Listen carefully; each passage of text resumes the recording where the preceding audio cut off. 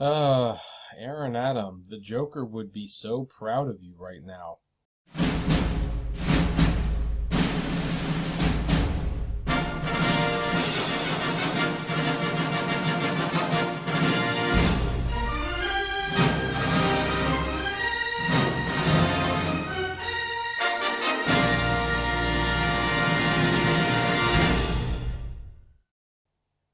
Hey everyone, this is Kevin T. Rodriguez, film critic of iCritic.net, and yeah, I guess this is a sour little article for theater fans, or at least it is for everyday movie fans.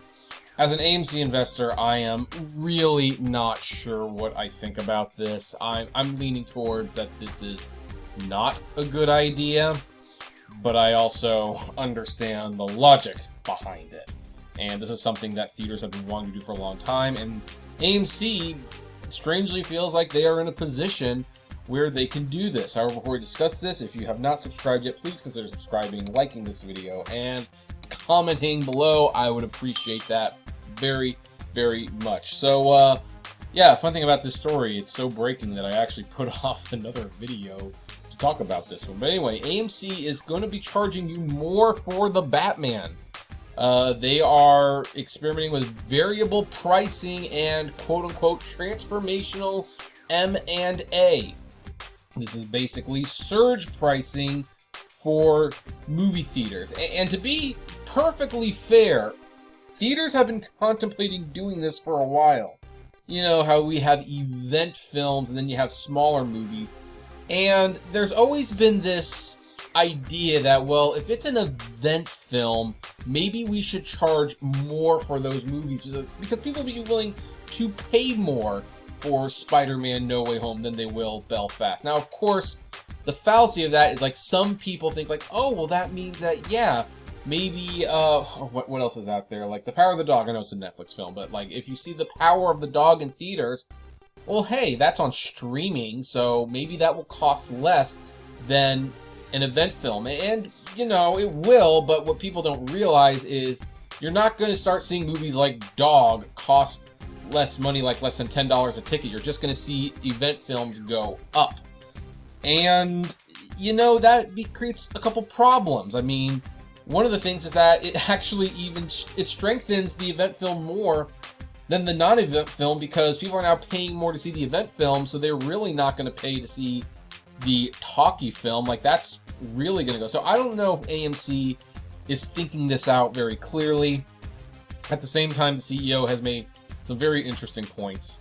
And let's look at this article. So, Adam Aron, CEO of AMC Entertainment, said tickets for The Batman will cost more than other movies when it opens this week as the chain experiments with variable pricing. Quote, currently our prices for The Batman are slightly higher than the prices we are charging for other movies playing in the same theaters at the same time, Aaron said during a webcast following quarterly earnings. By the way, their quarterly earnings were excellent. Absolutely excellent. Like, I think double revenue and profit. So that might be one of the things that's making him confident to give this a try. He said the move follows a few years after it successfully raised weekend prices above midweek levels at some of its use locations. And sure enough, there could be an argument to be made that, you know, they technically already do this. That, hey, you know, if you see a movie before 5 p.m. because people tend to be at work or at school, you will pay less to see that movie. But if you see it in the evening where there are more people available, they're going to pay more. So this might not entirely be a brand new thing. Quote, this is all quite novel in the United States, but actually AMC has been doing it for years in our European theaters.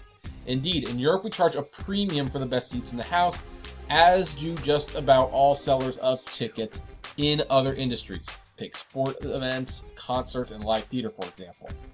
The difference being, of course, is that, well, you know, if you're going to go see a lot of money to see the Addams Family on Broadway, when Nathan Lane and Bebe Neuwirth are in it, God, I'm dating myself that I remember that, then yeah, you probably want to be closer to the stage than in the back, but, you know, whatever. Aaron sees considerable upside opportunity ahead if we continue to be imaginative on pricing. Well, I'll comment on that in a minute. So anyway, he didn't offer any specifics, and he wasn't asked, but a quick online search of the AMC Empire 25 in Times Square shows tickets for The Batman at $18.99 were $1 more than tickets for Uncharted and Dog. AMC now takes very few questions from traditional Wall Street analysts on its calls. Instead, CFO Sean Goldman reads queries collected online from AMC's massive base of retail investors.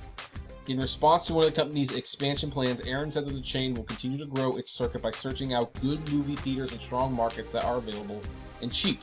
But he also put investors on notice of transformational M&A ahead that it is outside of its core business. Quote, "There's no specific company that we are yet ready to acquire, but I want to say again and again that people should think about what a strong management team can do with $1.8 billion, he said, referring to AMC's available funds.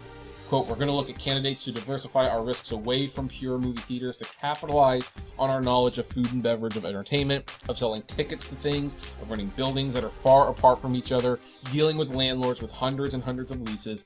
This is all experience that AMC has that is needed in other industries too," Aaron said. You know, Aaron, I'm just going to give you a little bit of personal advice. There's an empty stadium in Sacramento that formerly called the Arco Arena. That could become the AMC Arena, and you can get into live entertainment in Sacramento. Just throwing it out there. No one's using it. Anyway, meanwhile, recent initiatives include 4 rounds of NFT giveaways, 3 linked to big films, with plans to start charging for them and taking commissions for sales on secondary markets. They're getting into the NFT market, accepting payment in crypto, launching a retail popcorn selling blitz, and moving into merchandise. Coming this weekend, a 6-inch tall Batman head popcorn holder. I'm hoping that will sell out, Aaron said. It probably will. It probably will. Now, you might notice that there's one thing on this that is not being addressed, and that's AMC Stubs A-List. And I think that's on purpose, because I don't see dynamic pricing becoming a thing yet with AMC Stubs A-List. That's their thing that they want to really push. I mean, if you get subscribers to come to 3 movies a week, you get them buying the popcorn and the drinks, and you get them dedicated. I mean, even though my Regal Unlimited does technically give me a lot more movies than AMC, I tend to use the AMC more. Now, that's partly because the IMAX and the 3D and the Dolby, that's all included. If I go to, like, say, the Batman at the Spectrum IMAX, which is probably where I will go see it, I will have to pay like $9 more per ticket. Now, I do see at some point AMC might charge for these editions. You might end up paying $4 more for an IMAX screening or $2 more for 3D screening. Who knows? Maybe the Stubs A-List, this variable pricing, like maybe you can see the Batman opening weekend, but it's going to cost you $1 extra a ticket. And this is clearly money that's going to go straight to the movie theaters. AMC is going to benefit from this. So I've got mixed feelings. I understand why they're doing it. I also want to say, though, that movie theaters have not completely recovered yet. And movie theaters have been losing attendance for years because of this very problem, that basically prices just go up and up and up. And what is the breaking point? I mean, yeah, I will pay $25 to see Tenet at a real IMAX at the City Walk or the Spectrum, especially the City Walk, because it was showing in 70mm film there.